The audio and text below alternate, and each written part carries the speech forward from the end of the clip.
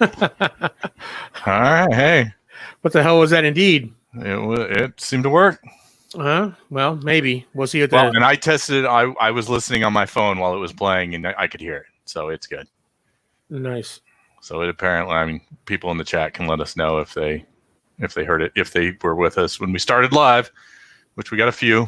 Yeah, let us know if you could hear that. But I think I could hear it on. Oh, nice. We could barely hear it. Okay, yeah, that's what we're. I don't know. For some reason, I'm having to share my screen to play the intro because Mike's screen won't recognize it or it keeps crashing or something. Yeah, so StreamYard keeps crashing Chrome for me for some reason.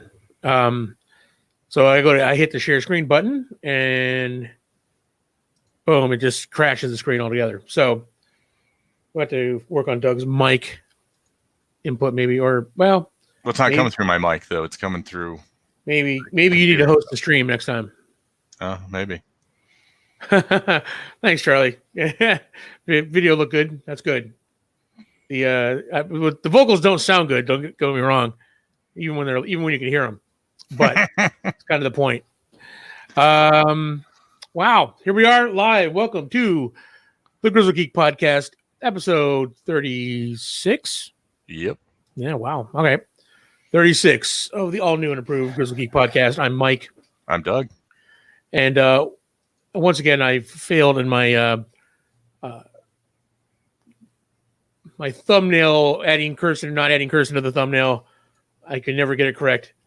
The week she's with us, I forget to leave her out of the thumbnail. This week I put her in the thumbnail and she's not here. So that's funny. Oh, well.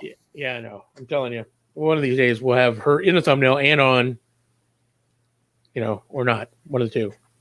All right. One of these will have them correct. Let's get my laundry basket there. You see my workout bench? Nice. Been actually lifting the last couple days. Well, every other day, but yeah. So. Nice. Yeah, I mean, I was swimming every day. Oh, that's cool. Good. This last week. I was a lazy turd for the last month, so I'm like, I gotta do something. I spent 2 weeks not doing anything, and then I'm like, I'm going back to.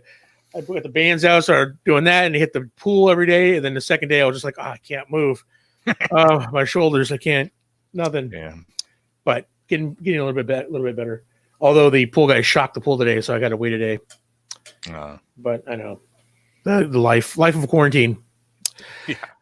So, speaking of quarantine, Doug, what have you been up to recently? Well, like I said, I've been hitting the bench a couple days. Been door dashing a lot. Still playing Mass Effect. Going through this time with going the Tali relationship route. Because I've never done that before. She's the best one. She does definitely have the best lines when you take her on missions. Mm-hmm. The other people, there's really no difference when they're on a mission with you when you're doing the romance angle on them. But when you do it with her, she's pretty funny in the line. So there's that. Sentinels of the Multiverse. Been doing that. Oh, watch the latest Clone Wars today. Whew, it was good. No. It was I was going to say, good. I will say this. This week's Clone Wars episode makes up for the rest of this last season right now. This last one was so good. Yeah. And it finally brought you into Revenge of the Sith. Yeah. It's actually crossing over into that timeline. Right. Yeah. Events for Revenge of the Sith is happening during the Clone Wars. Correct. Yes. Yeah. So I got to say, I really enjoy it. I'm not, no spoilers because it did just come out today, but yeah, it's and probably one of the best lightsaber duels definitely in Clone Wars, maybe all around. It was amazing. Yeah, no, it was really good.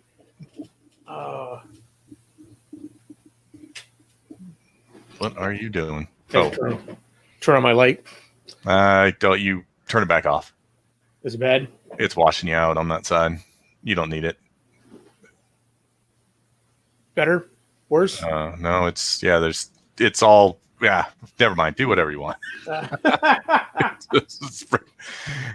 There's a definite contrast where it's like this white kind of hazy light on one side and nothing on the other. Yeah. Well, at least we prepare for this beforehand, so we know. Hey, look at my set. I know. Yeah. You're nicely lit. I'm like, oh, I did say. Yeah. Two things. I'm building for my paint table, my crafting paint table. I'm building a light bar across it. I got my LED lights in. Oh, nice. Okay. But of course, the aluminum bar they go on, and then all the clamps and everything else won't be here till next week. So. Oh, all right. Well, everything's shipping out like piecemeal.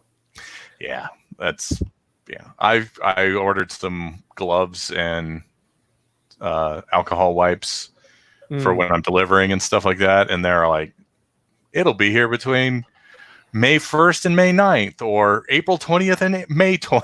So like, wow, okay. Heather delivering, she's got both of those through a restaurant supply place. She got 2 big boxes of gloves and I had a bunch, but I ran out. So, man, so you're playing Mass Effect. I have been playing Fallout 76, the new DLC dropped last week, and it is actually churned this game around for me. It is actually a full-on Fallout game, not just a wannabe Fallout game MMO. I mean, it makes all the difference. Okay. And it's brought me back. So I've been falling out for a week now. All right. Well, real quick, we're going to discuss this. What, Doug, do you miss the most? Being stuck in quarantine here. What do you miss? It was kind of hard to say because I'm loving this. I love working from home. I don't like people. This is great. Yeah. Since I get to get out of the house with the delivery job, so the regular job working from home is fine. I don't miss going into the office at all. Get to go around with the delivery, so I get out and about of the house. Probably gaming at this point, as far as like we've not been able to go to a Warhammer tournament for like 2.5 months now. Yeah, that's the big one. Can't even go to your house and play a game, whatever. So it's there's a lot that's really kind of the big. And we've solved the D&D problem.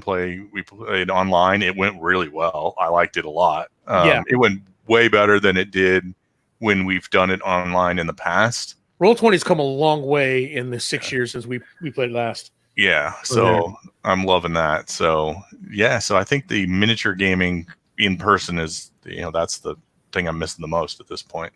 Nerd-wise. I mean, nerd-wise, yeah. No, I agree. I miss going to some burrows every Sunday or whatever, but other than that, yeah, absolutely, yeah.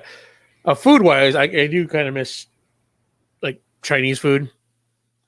We had like a good Chinese food. I mean, there's really no place really to get delivery from, or it's DNY is not. DNY is not. Oh wow. Yeah, I don't know whether they're shut down. They don't answer their phone, so I'm like, wow, stuck at home and no Chinese food. What's going on? But yeah, I do. I agree with you. Missing the miniature gaming, having you guys over the weekend, and but I'm gonna, especially because I'm getting a lot of miniature painting done. Yeah, and then I'm like itching to play and I can't. Yep. All right. Well, let's dive into the Week in Geek here, the weekly nerd news. Let's see here. What are we starting off with? So Warner Brothers CEO, John Stankey, that's his name. All right. Yeah. And it didn't make that up. His name is John Stankey. Charlie Tango says he's feeling our pain. Probably the miniature gaming. Oh, yeah. Oh, man. You're 40K, Charlie? Is that what? I know he goes to Adepticon, but I don't know what game system. Like BattleTech, right? BattleTech, yeah. Oh, okay. Yeah. Got it. So we were the CEO, Warner Bros. CEO, had a a meeting, a quarterly meeting with his investors. It laid out the new release plan for their Warner Brothers movies, and it's pretty much signaled this is the way of things to come and how they're reevaluating how they're going to distribute movies in the future, which is something we all talked about, right? Right. Yeah. I mean, it's probably happening. I think this pandemic pretty much kind of like hastened the demise. I don't want to say demise of movie theaters. That sounds dramatic. There's going to be movie theaters, Right. Yeah. I don't think they'll be the sole way to get movies going forward. And I bet you'll see. I mean, Phoenix is a pretty big metropolitan area. Mm-hmm.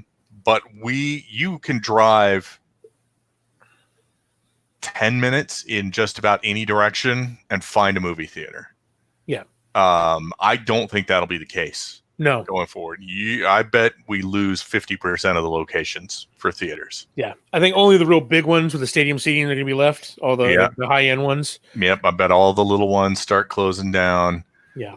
All of their, where, it's like we have, for those who've not in Phoenix, this won't make any sense to them, but we have Arrowhead Mall and Westgate entertainment area that are 5 miles away from, maybe 6 miles away from each other on a freeway. So really, less than 10 minutes of drive apart. And they've both our major chains have movie theater locations at both of those areas. It's like, you don't need to double dip like that. So I have a feeling you're going to see a lot of these locations close down. Right. Well, he kind of laid it out for us. Let's break it down. What he talked about here. Sure. Now, following the success of Trolls World Tour on, it was like the big experiment. It was the first one that was like went straight to VOD. Mm-hmm. They announced that Scoob, which is the new animated Scooby-Doo movie, is also going to go straight to video on demand. Probably was going to do that basically anyways. But yeah, it's I don't know. I mean, everyone's been anticipating Scoob being a big one. Really? Yeah. I don't know. It's like young Scooby when they Shaggy and Scooby first met. Kind of thing. I saw it. I'm not sure. I don't know, but John Stankey said the company is rethinking its theatrical model and calls Scoob the Scoob release the new normal, how they're going to do things. So yeah, I mean, I think you're going to see a lot fewer in the theater releases. Yeah, which means you're going to have those multiplexes that are like 30 screens or 20 screens or whatever. 4 of them are going to be showing the same movie. 5 of them are going to be showing the same movie because there'll be a lot fewer movies released in there. Yeah, I agree with Charlie. I think it's sad that this will affect the smaller art house type theaters. Films that aren't big releases won't get exposure. And in fact, coming up here, we'll explain what it could look like in the future as far as what goes to the movies. Because go ahead. Along that, I don't think that's going to be the case. I think those art house movies, they appeal to a specific limited crowd, and that crowd's not going to change. So you'll be able to those ones. They'll struggle just as much as they struggle now. It's like Alamo Draft House, where they just do specialty movies. Yeah, smaller. I think they'll still get the same crowd they were going to get before, and be able to stay the same small level. I think it's the mid-tier places that are going to suffer, not the small independents, and the big. The big chains are going to have to shake things up. The small independents, I think they'll stick with the audience they currently have. Yeah. That's just my opinion. We'll see. I don't do art house, so I don't know. Right. Well, some of these, right after that, the day he made that announcement about how the new normal, they came out and announced that Wonder Woman 1984 and Tenet will, in fact, be released in theaters whenever they reopen. Those are not going to video on demand. And likewise, the Batman officially got pushed till October 2021. The Flash and Shazam 2 both got pushed to 2022. Okay. So and an industry insider said this basically based on the model for current projects. Anything with a budget of 80 million or less will get a fast track for video on demand. Anything above that, and more expensive movies will wait for theatrical release. And this is for current projects, stuff that's in development already. It's either done or that they've filmed some of, right? So as for the future projects, right now, what it looks like is that big blockbuster movies, at least for the time being, the ones that haven't been greenlit are kind of in limbo right now. Because what they're talking about, for future project studios are looking for smaller movies and avoiding big budgets for the near future. So they're looking at more smaller movies that they can put out on video on demand, right? That could go either way. If things clear up and theaters reopen, they can go out in theaters, but if not, they can go straight to video on demand, right? So, who knows what that looks like. But I'm sure they're not going to stop making big budget movies, but I think they're not going to greenlight a whole bunch like before there was greenlighting anything. If it was a superhero, greenlight it. Now it has to be a little more picky about what they're greenlighting, I think. Yeah. Theaters doing special events. I think theaters are going to have to pivot on this. I heard Charlie Tang was saying do like special event stuff like Adam Films, doing like anime films or stuff that doesn't get normal U.S. release. But I think you're going to see a lot more of those event stuff, like those Fathom events, kind of things. Where they do like opera and Broadway shows and stuff like that on the big screen. Yeah. I'm going to be interested to see how this plays out, because I think this is WB being its same reactionary self. And I think Disney is going to capitalize on WB and if others follow suit and back off on the theaters. When things get back to normal, Disney is going to hit the theaters hard and going to take over the movies and be the only alternative in the theater. And when you're the only alternative in the theater, everybody's going to go see your movies because they want to go to the movies. So this could be in the short term, this is what you got to do. Right. You can't sit on low budget movies for 2 years and then 2 years doesn't make sense. A year and a half. And then, people who forget what was happening, and then, they die a slow death.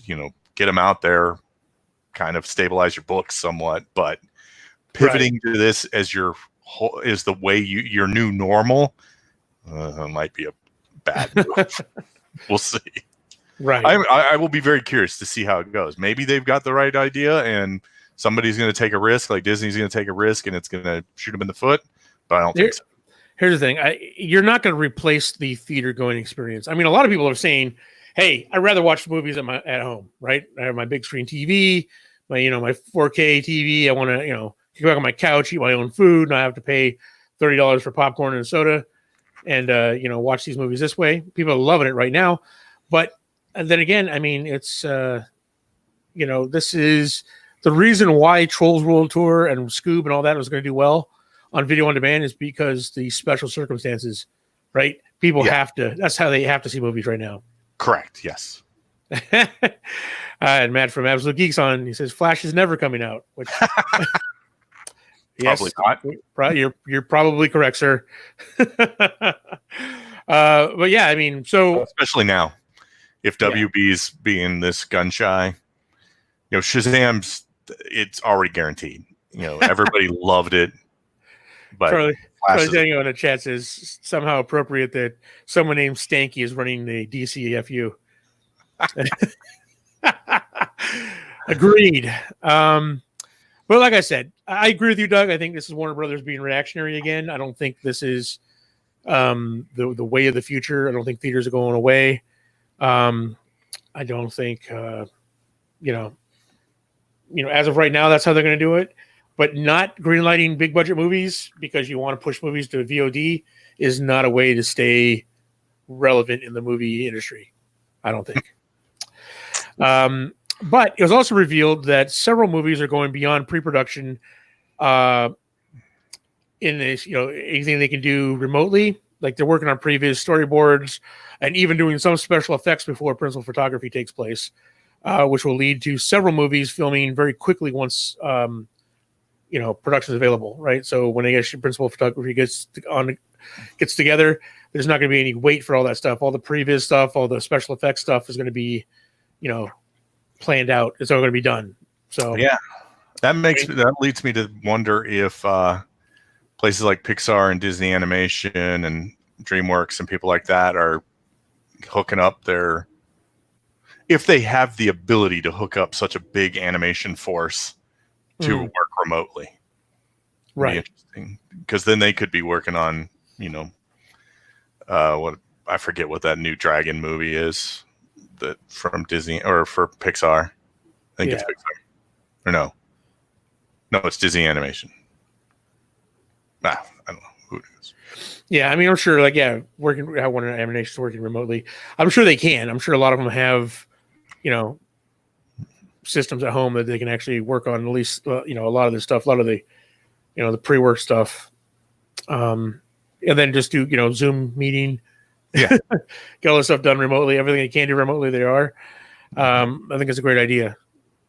So maybe we'll see this is how they do stuff going forward. But again, this is one studio's look at this. This is only WB talking about this. right. And I agree with you. I don't think Disney is going to be beholden to video on demand. They got their own streaming service that they can push stuff to, and they're not going to slow down at the big blockbuster movies. And like they said, we knew they were going to hold out till, they're not going to release like Black Widow on video on demand. There's too much money sunk into that. Those movies are hitting theaters as soon as they can. Right, yeah. We're only 10 days away from Mandalorian documentary. The documentary, yep, absolutely. All right. Doug, why don't you hit us up with the second story? All right. James Gunn took to social media this week to tease a few things. First, he teased a Suicide Squad first footage. Would be seen soon. Mike doesn't type very well, so he teased Suicide Squad first footage would be seen soon and suggested an R rating. Okay, cool. Yep. Suicide Squad will take place after Birds of Prey. So chronologically, okay. Which, okay. I don't know that a lot of people paid attention to what was going on in Birds of Prey. So. He has no plans for a fourth installment of Guardians, and the next movie will be his last on the series. And Guardians 3 will feature a major death. Yeah, I mean, it's long been rumored that he was going to kill off Rocket, which I don't know if that's going to happen, but interesting. We'll see. Yeah, we'll see what happens there. But yeah, I mean, it was like a big, kind of ask me anything, AMA that he did. Right. Yeah. And, then he followed up a lot of that with, on Twitter afterwards. So James Gunn's he's been on social media a lot. But this was like a big info dump about a whole bunch of stuff this week. So, I'm excited about, seeing our first footage of Suicide Squad. So I guess that means is that one done filming? Or that's one of those that's just had post-production to do? And I don't know. Yeah, I really wasn't paying attention to it because it was supposed to be out this summer. I mean, obviously we don't know. Oh, well, then yeah, it was probably pretty close to done. Yeah. If it was supposed to be out this summer. Yeah. Because filming alongside the same, like right after Birds of Prey. Birds of Prey filmed, and then Margot Robbie, didn't have a break. She went straight over to Suicide Squad. So, okay. I don't know. What do you think? Are you excited about this? I mean, it's James Gunn, so I'm kind of excited about it. Just because yeah. I mean, in that sense, yes. Yeah, it's James Gunn. So, right. It's like it's also a DCFU, so it's kind of like, well, Birds of Prey was whatever.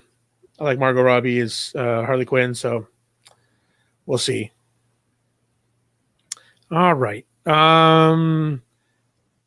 Yeah, and I'm excited for him to get back and check out and do Guardians 3. So it's going. What's weird is that Thor: Love and Thunder is going to come out before Guardians 3. So, wrapping up the whole Thor thing, I don't know how that's all going to work. Yeah. All right. So another thing that caught me by surprise is DC's Stargirl.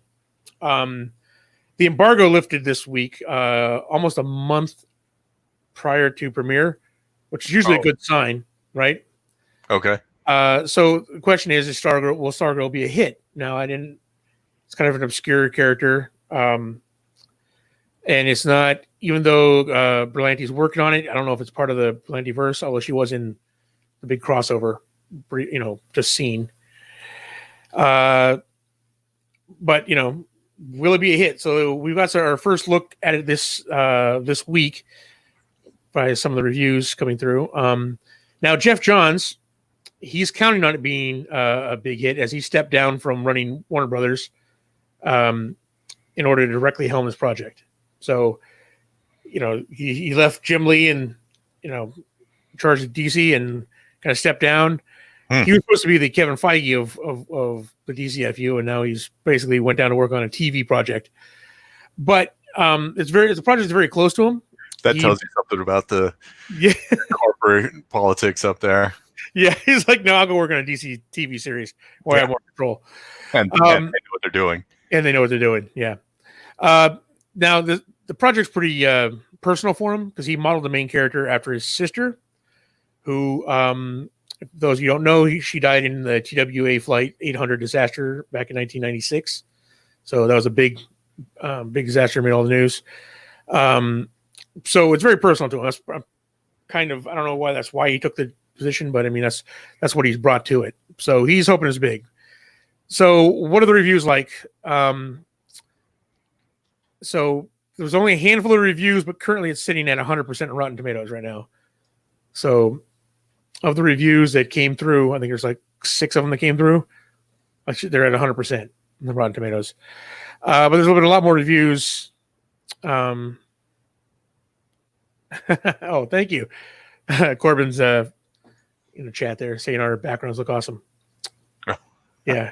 All right. Mine's kind of junky right now. I got like stuff kind of piled up in the back, but eventually all the shelves will be filled out. All right. So with a handful of reviews, what are they saying about Stargirl?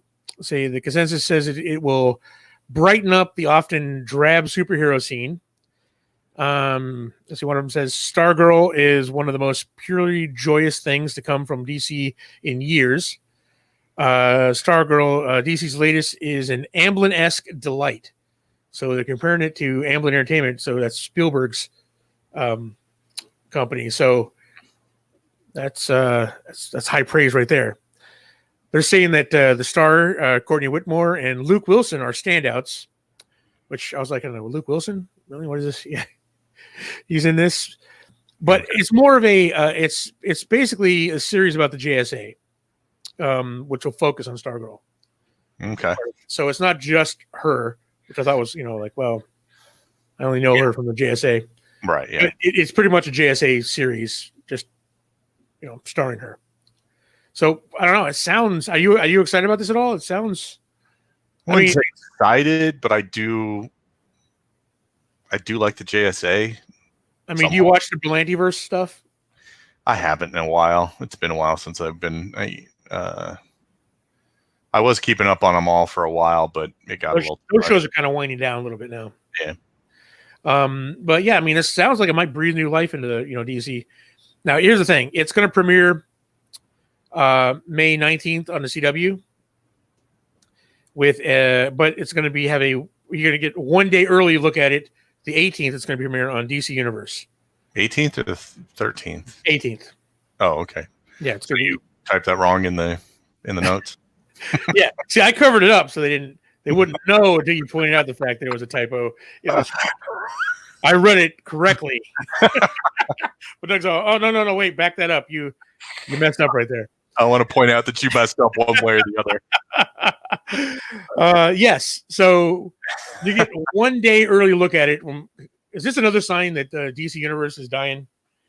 I mean, yeah. 1 day early look. That doesn't. I mean, yeah. If you have DC Universe, you get to watch it a day early. Otherwise, woo. everybody gets to watch it on 19th.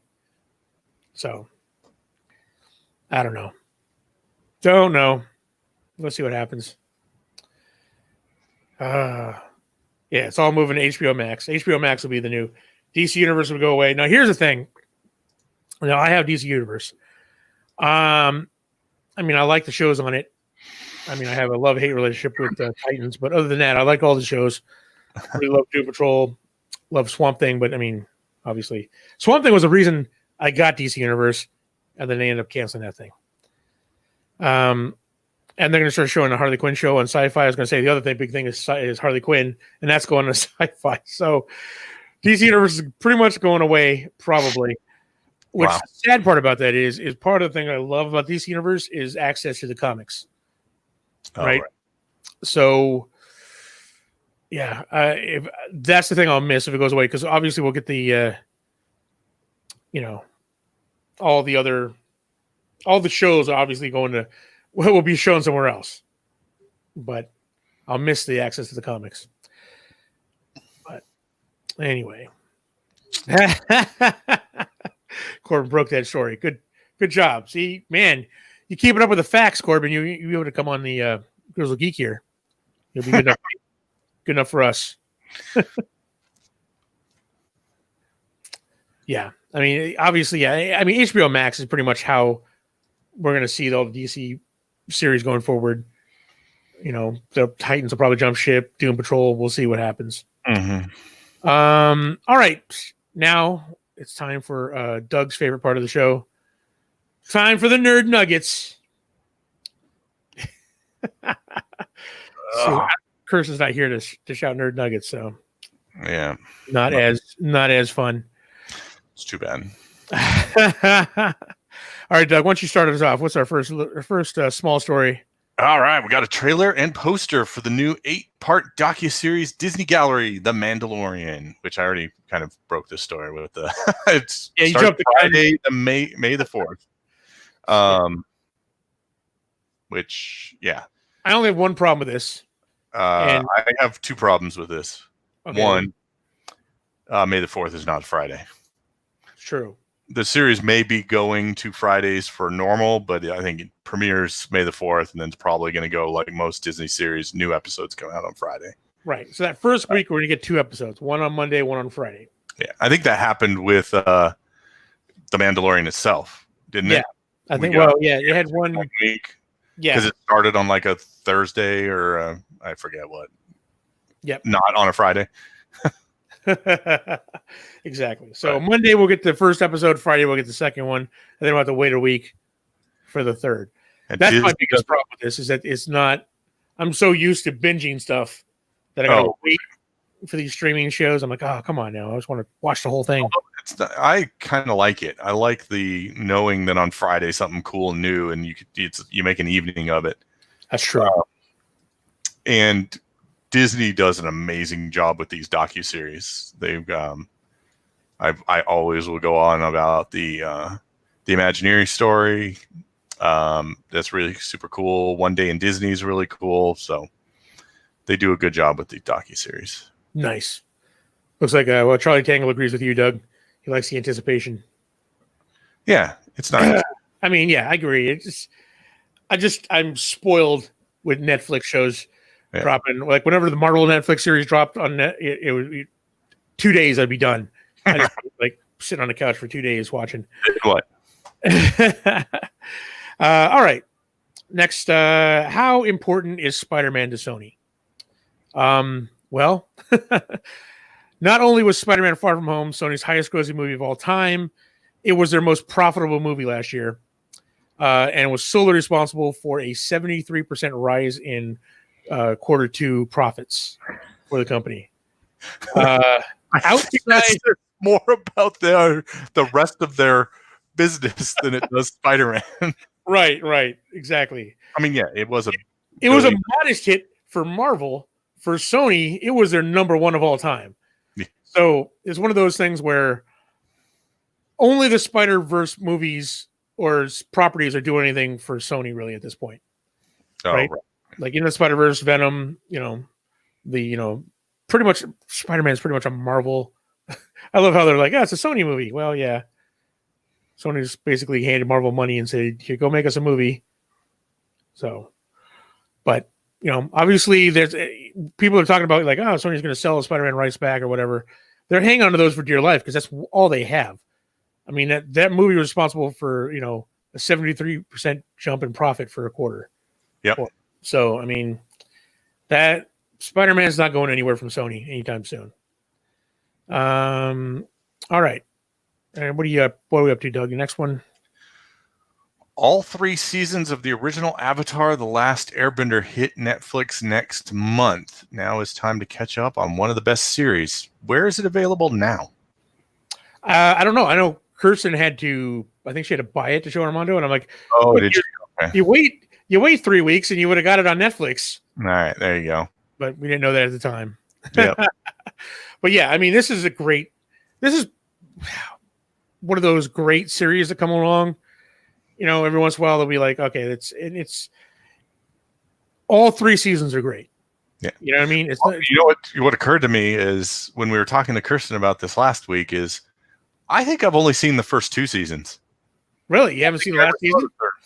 I don't think I did. Wow. Or if I did, I didn't see it all the way through. I don't know. Because I'll have to watch it again to see. Yep, that's where I left off. Yeah, I mean, it's one of those rare, like, yeah, season 3 is amazing. I agree. I agree with Matt. Yeah, you have to really. When does the guy's sister come into play? Is that in season 2 or 3? 2. All right, well, yeah. I don't. Oh yeah, it's the whole fire season. We go by the elements. But yeah, I mean, it's amazing. Want to throw it out there. Netflix is getting it. So I guarantee you that's going to hit their top 10 chart immediately. Probably. Once it drops. But good news, everybody out there who needs to catch up, loves the last Airbender or hasn't seen it yet. Maybe been put off by the crappy live action movie. Don't fret. And then they're putting it on there early because I think Netflix is doing a live action series too, and I think it's kind of like a prep for that. Here, see what the good stuff is before we ruin it. So, I mean, it is Netflix. It's a better chance at it, but I'm just kind of like, No, it's not. Netflix is a total shotgun. It's like, it is. You're right. Netflix is a shotgun. We're gonna fire this shotgun from 40 feet away, and about 10%, maybe 20% of what we put out will be good. Yeah, and hit the target. The rest is just gonna be. And they can do that because the stuff that is good for Netflix, it makes it for them, right? Yeah. Like, here's some money. Go make a movie. You don't care. One of these is going to be good, and one of them will be our Stranger Things. One of them will be our Witcher, right? Mm-hmm. One of them will be our Tiger King, for God's sake. So Matt is very optimistic. So they're going to kill it. Yes. I hope. Well, here's what it's like. It'll be the best live. I haven't seen it yet. I don't care who does it, who's in it. It'll be the best live action version of it. Hands down. I'm going to go out on a rule and say that right off the bat. Yeah, there you go. Yes, 90% of everything is crap. Absolutely. Hopefully, this will be in the top 10%. All right. So, speaking of studios, Desperate Studios, Universal Pictures has just signed a 5-year deal with Lego Company or Lego Group to launch new movie franchises. So the Warner Brothers deal is now done. It's over with, right? Which means we're not going to see continuation of the Lego movie or Lego Batman or any of that stuff that Warner Brothers owns, right? Because that's all from them. So this is brand new. So what are they going to do with this? What property does Universal has Fast and Furious, Jurassic World, and that's about it. They don't have anything else, right? Universal? Yeah, well, they've got the Mummy stuff, if you want to rewatch that. Shrek. Yeah. Yeah. Nothing as like Batman. Nothing like Yeah, so I don't know what they're going to do or what they thought. Obviously, I think they have enough for like a 5-year deal to launch, new projects. So Yeah. we'll see. Can't wait for that Fast and the Furious Lego movie. Well, Matt said, "Shut up and take my money." Fast and the Furious Lego, take my money right now. Shut up and take my money. Yes, I will definitely. I will be there for that. I'll see it. I'm not. If it's pretty self-aware, it could be pretty good. Yeah, it's all about the family. Yeah. It's all about. I mean, it's already. They pretty much with the last movie. They pretty much have gone. Well, they've been going into the cartoon direction, like 4 movies ago. Yeah, and it's getting more and more ridiculous. Man, did you time this? Calculate this crap. What are you talking about? Oh, our next story? Your story? You jerk. Go ahead, Doug. What is our next story? All right. Well, at least there's a silver lining to this. Venom sequel gets a new title and release date. Venom, Let There Be Carnage. June 25th, 2021. It will... Now it release... Oh, my gosh, Mike. It'll release 1 month before planned Spider-Man 3. I write this in the middle of the night when I can't sleep. Starts on Marty. Tweeted a picture of Venom fighting Marvel's Spider-Man, then quickly deleted the image. Yes. Yeah. Yeah. So, yeah, I mean, well, first off, let's break it down. I know Venom is one of your favorite movies. What do you think of the title? Cool. Pretty blatant and pretty good. On the nose. You have to. Yeah. Because that's the only thing that's going to get me in. I don't really care about it. All right, Tom Hardy was good. Yes. He was better as Venom than as Brock. You don't like the twitchy? No, he was twitchy, sweaty, super annoying. But as Venom and his interaction with the symbiote was pretty good. Yeah. But the having Carnage in there and freaking Woody Harrelson as Cletus Cassidy is pretty inspired casting. Yeah. So I'm pretty excited about that. So I will reluctantly see this. we're gonna see it. Like I said, the first was entertaining. Yeah, I mean, it did not deserve as much money as it made, but it was decent. So Matt says they're gonna screw the pooch with Carnage. You think so? Is it? Tell me, is it Willie Harrelson's hair? Is red curls? Is that what does it for you? That's gonna be. Charlie Tango says you could care less about Carnage or about Venom's. Yeah. Okay, let's talk about this image that Tom Hardy tweeted out there of him fighting, Tom Holland Spider-Man. Was that a tease? Was it calculated? Was it a mess up? I mean, he deleted it like almost immediately. Well, which could go either way because I mean it could have been planned, Well, and here's the other thing: didn't we already learn that Marvel stuff could happen in the Venom movies, but that doesn't necessarily mean it means anything in the Marvel universe? Yeah, they've been kind of setting it up for a bit. Sure, why not? Now, does Tom Holland Spider-Man kind of raise the bar for you on this one? Does that make it a little? No, it actually annoys me even more. Because now you're introducing the catalyst to Venom becoming a thing after Venom has become a thing. So it just that whole issue kind of bugs me. It irks me. Yeah. So it's just, if you're going to go without the origin, just go without the origin and just forget the link to them. Yeah. Matt says, I think it's going to be the relationship and how they relate. I don't see Carnage being an offspring of Venom like in the comics. Yeah, I don't either. I think it's probably there was another one that got out that they didn't see. That's Carnage. Yeah. Yeah. I'm betting he's right. Yeah, I mean, clearly they're not going to like following, they're not beholden to the comics the way like the Marvel movies are. Right. Yeah. They're just kind of like, yeah. All right. Well, Doug, why don't you take the next one and I'll take the last one. Okay. Just as During a Zoom chat on Jimmy Kimmel Live, the Jimmy Kimmel Show, I think it's whatever.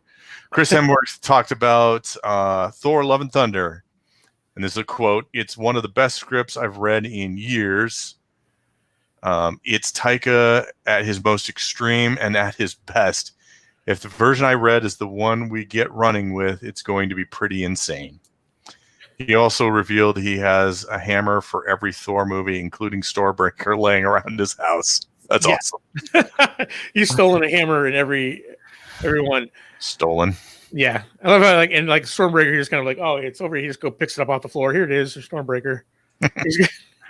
Yeah, I mean, well, we found out in the early days that they make like 5 or 6 different hammers depending on what they need it for. You know, like from styrofoam to like a regular full weight. So yeah, and speaking of stealing props, Kate Blanchett has a Thor hammer as well. Oh, she stole off with a Thor hammer. She stole off with Toriel's blades from the Hobbit movie. It wasn't even her character. She just snaked off with them. She's like, "Here we go. Look at this. What I got." That's awesome. Yeah, everything I hear, I mean, it's first off, it's Thor and it's Taika Waititi, right? Yeah. I'm down. I don't care if they're going to do if they're going to adapt the Jane as Thor storyline from the comics. I'm down with that.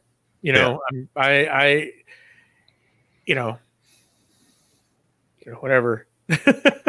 Yeah, man says he uses them the hammers to crack open walnuts and Stormbreaker to open Amazon packages.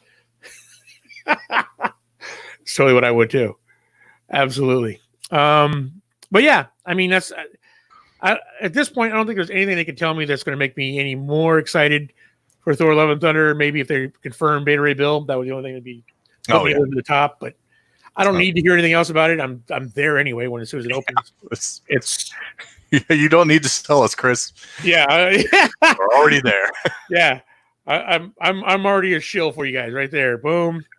Oh, it's a Marvel movie. I'm there. All right. We're gonna wrap up with kind of a little conspiracy theory. Conspiracy theory, kinda.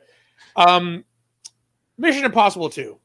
Let's talk about actor Doug Ray Scott. Now, it's been kind of pointed out that Mission Impossible 2 was kind of a cursed movie for him. All right.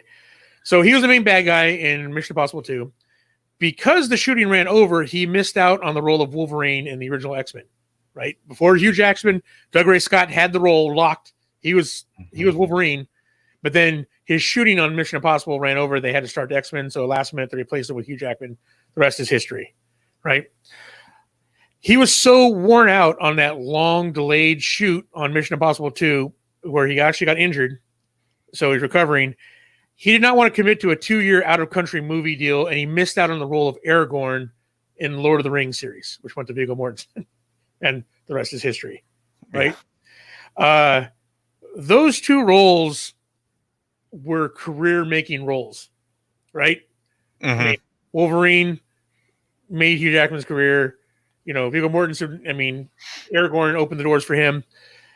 He missed out on both those. So what has he done since then? I mean, but at least, he was in a Mission Impossible movie.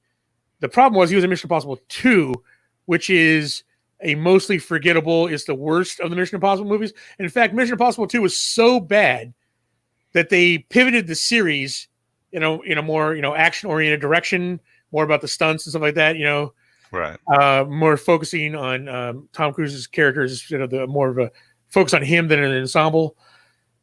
That's the way they went with the movie and pivoted. So he's pretty much was in the worst of the Mission Impossible movies. So he's not had a whole lot of opportunities since then. In fact, right now he's currently, his big thing is he's starring in Batwoman, in the Batwoman series, which is also the worst reviewed WB series. Is it? Yeah. So it's got the lowest rating out of Is it? Have you watched it? I've watched the first 4 episodes. Uh-huh. Not for me. Okay. So it's not, yeah. So poor Doug Ray Scott. He's a good actor. He is up for all these major roles.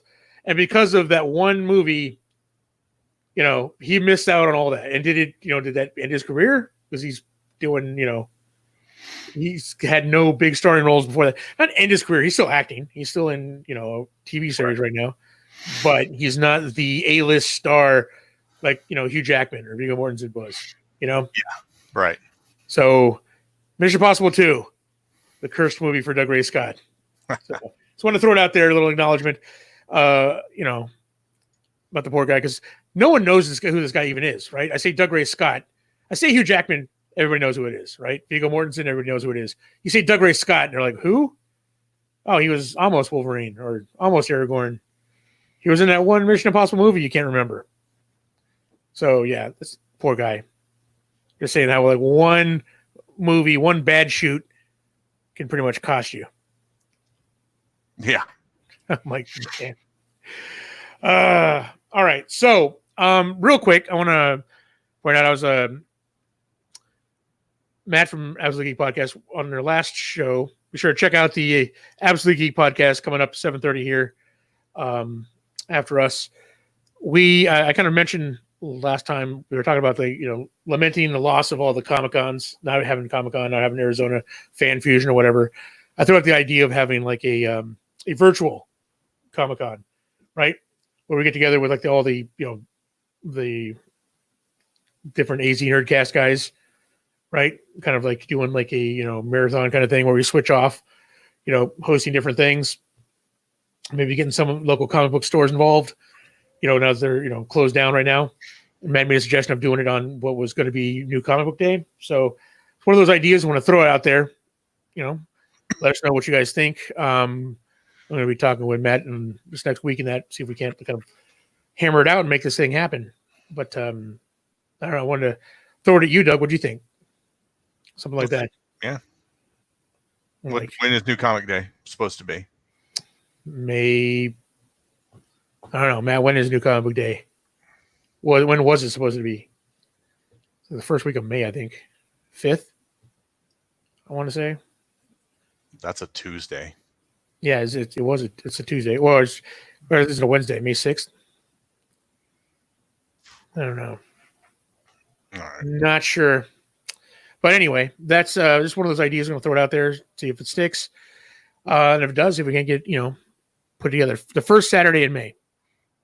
So that would be the second. Oh, in a week. Wow. Yeah. All right. Well, got some work cut out for us. All right. If that's going to happen. All right. So there you have it, folks. Really appreciate you showing up, listening through this. And like I said below, please like, subscribe, leave your comments. Everything is down there. The links are down there to support us. Doug, what are those links again? You got a Teespring store where you can get our cool shirts that we never wear. Oh, yeah. They're in there because I need to lose a little weight before I can. To our Amazon affiliate link, do your Amazon shopping, even if it's going to be delayed. Click our link. That'll support us, and then you can check us out on Patreon and support us there. Nice. All right, guys, really appreciate it. And if you're listening to us on, Stitcher or iTunes or anything, and you want to see our lovely faces, you can check us out at youtube.com/The Grizzled Geek. And we will be here every Friday, 6 o'clock. Be sure to check out the Absolute Geek Podcast coming up at 7:30. Yeah, like Matt said, even if that next weekend doesn't work for us, we're still something we're looking at doing. So, maybe towards the end of the month, give us a few weeks to get things set up. But yeah, stay tuned for that. We'll see if we have some more information about that by next podcast. Thank you, everybody, for joining us tonight, and we'll see you next time.